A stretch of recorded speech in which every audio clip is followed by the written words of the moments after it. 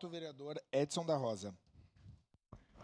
Senhor presidente, nobres pares, a quem nos assiste pela TV Câmara, Canal 16 e todos que estão aqui presentes, primeiro me desculpar pela minha ausência, que houve um incidente aqui no debate, derrubei o chimarrão, a coisa ficou meio feia aqui nesse recanto. Deu um probleminha. Mas, enfim, gostei muito do que foi falado, mas essa moção, eu sempre digo, essa legislatura responde pelos seus atos.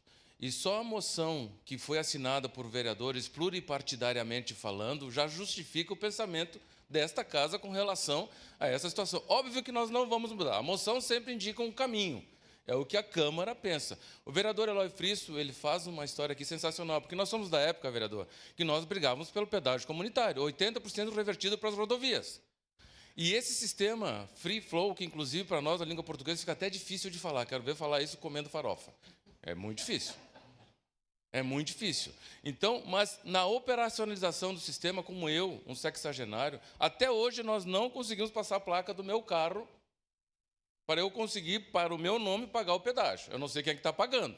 Eu tenho medo de perder a carteira. Então, tem coisas que a gente faz no passado e o futuro cobra. Agora, nós não podemos imputar nessa Câmara de Vereadores. Eu não vou na linha do que... Não adianta eu justificar quando me favorece e não justificar quando não me favorece. Agora, os deputados que respondam pelos seus atos. Nós temos a responsabilidade de, como vereadores de Caxias do Sul, cobrá-los. Isso sim. Penso, vereador Ramon, mas quem trouxe essa primeira fala aqui foi Vossa Excelência, vereadora Daiane, que trouxe a semana passada. Nós estamos iniciando uma saga.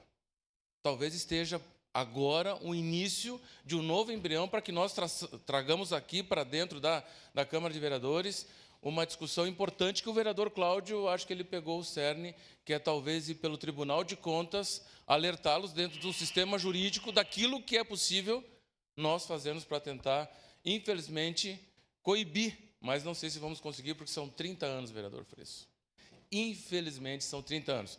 E como bem foi aqui falado, ninguém vai querer desfazer um contrato que beneficia 25% de lucro. Votarei favorável. Obrigado, vereador Edson.